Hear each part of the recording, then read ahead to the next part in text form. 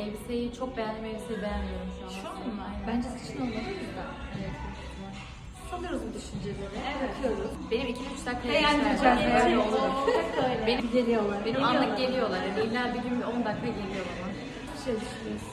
Dalgalı, saçım zaten kısa, o yüzden kısalmasını hiç istemiyorum aslında. Da normal o düz dalga stili var ya. Düşünmedim böyle.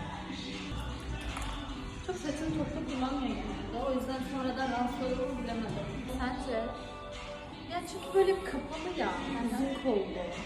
Ya bence toplandığı zaman Hani böyle işte söz nişan daha zarif bir görüntü. Saçım çok azaldığı için dalga vermemek sorun değil. Ama hani dolgun durmayacak. önlerden hafif toplayarak arkası açık olsaydı. Alayım şöyle hafif yarım. Dalgamızı verelim, bir yapalım.